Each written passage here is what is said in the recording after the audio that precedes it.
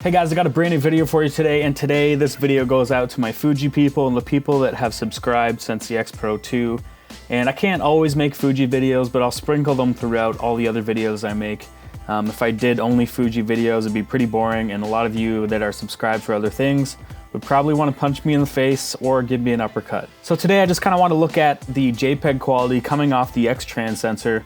I know you've probably heard everyone continually go on and on about how good the JPEGs are, and let's actually look at how good they are compared to the raw file. And I just want to kind of touch on, the way that it handles light and shadows, and the way that the film simulations can actually make the images look next to the way you'd want them to look once they've been edited. So I just randomly selected 6 images off my hard drives over here. I basically chose these off of how much I like the JPEG, where I wouldn't even really touch them other than maybe some skin touch-ups and stuff like that. And I always shoot raw and JPEG just in case there's the occasional time where I need to blow out the background in order to properly expose the foreground, and then I can go back into the raw and adjust the highlights back a bit just in case you run into that situation. So what I want to do first is pull up this first set of images and just show you what the processing looks like from the JPEGs coming off the some of these are X Pro 2, some of them are X-T2,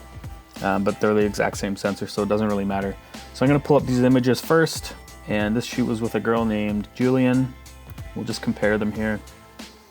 And obviously the image on the right is the JPEG, and you can see that the shadows and contrast levels are much more darker than the original raw file. If we zoom in here, you can see how the shadows are being controlled here. In the cheeks, the highlights and shadows are just, I don't know, they're just good. They're exactly what I would want when I process my images. I would dial back a bit of the contrast. I kind of like having a more faded image, but usually this is how I would adjust the color. So looking at the hand here, you can see that there's a lot more pinks and a lot more color in the hand versus the raw image. And that's kind of to be expected because when you shoot raw, it's going to be a little bit more flat. Okay, so let's move on to the next set here. Again, the JPEG is on the right and the raw is on the left. This image needs to be straightened, but again, these are just images straight off my hard drive untouched, so I could show you what they look like. So we'll zoom in here.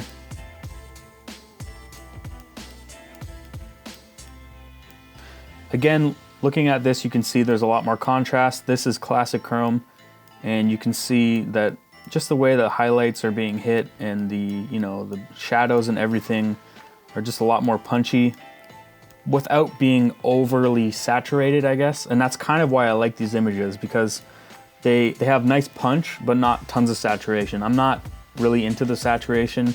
If you wanted to shoot that way, you would use the film simulation Astia or Provia, and that'll give you a little bit more color saturation. But for me, this is my style, and I would even go a little bit more less contrasty, but again, this is just a good example of the JPEG versus the raw.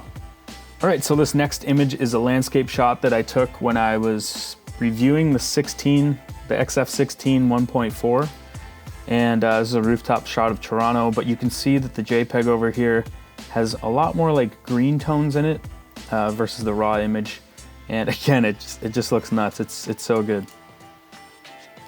It almost looks fake. But going up into the sky here, you can see how it's processing the colors, the blues. And this is actually how I would probably edit my photos. I would bring it more towards the greenish color instead of the pinkish blue.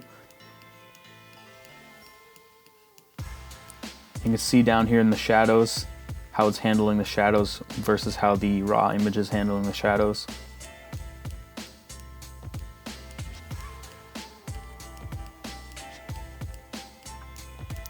I think this image needed to be straightened a bit too, but I love this image. I actually have this set as a desktop on my computer.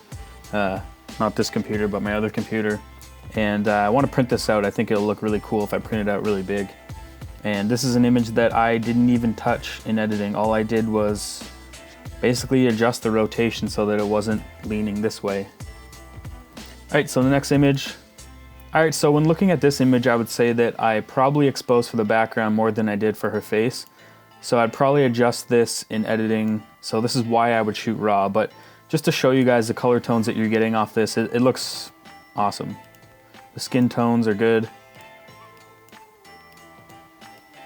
This is exactly how I would edit this image if I were to adjust the colors from RAW. So what I'm trying to say, guys, is when I used to shoot with Canon, I would have to bring in my RAW files and just play with them until I get them how I want them to look.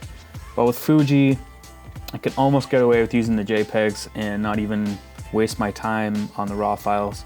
A lot of you might say I'm a noob if I only want to use JPEGs, because a lot of you like shooting RAW. I always shoot RAW, don't get me wrong, I'll shoot RAW whenever I get the chance, but the thing is, I like to try and match my JPEGs as best as I can because I like how these look. Like, personally, I love how the Fuji files look. All right, let's move on to another image. So this was a cool shot. This was just kind of in an alley. We'll zoom in here. So as you can see, the skin tones are completely different. We have a lot more shadow here versus the RAW file. So one thing you can notice is that the JPEGs actually fix the lens distortions. This is the RAW file. If we go to the JPEG, you can see the edges are being stretched back out. I just love the color. Like, isn't that nuts? I think that's nuts. Like, here's the RAW file. Here's a JPEG, untouched JPEG. I wouldn't even touch this file. I just think it's awesome the way it is. The only other thing I could think of is if this shot here could potentially look awesome in black and white as well, just because of how the light's hitting her and everything else is a little bit darker. So if I take the raw image in here and go to develop and bring it to Across, because that's another one I love. So yeah, even in black and white with the film simulation, looks amazing. Obviously this was done in Lightroom, but you could do that straight out of the camera first try.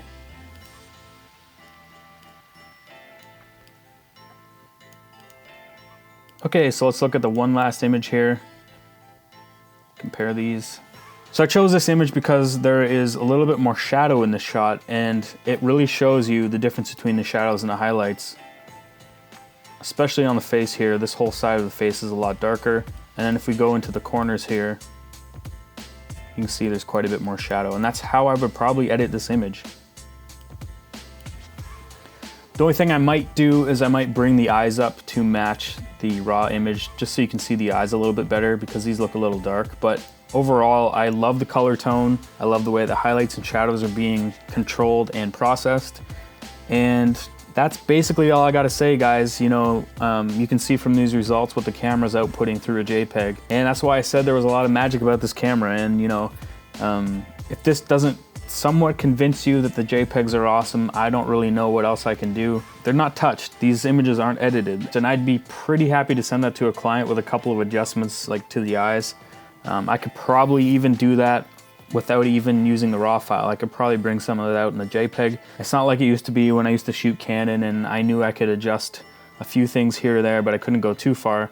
You can play with these files all you want. The X-Trans sensor is awesome. Anyway, guys, that's just my overview of JPEGs versus RAWs. I didn't try to get too technical with you guys, just trying to keep it super visual so you know what I'm talking about and you can see it. Really, that's all I have to say. If you like this video, give it a thumbs up. If you dislike this video, give it a thumbs down twice, and I'll see you in the next one.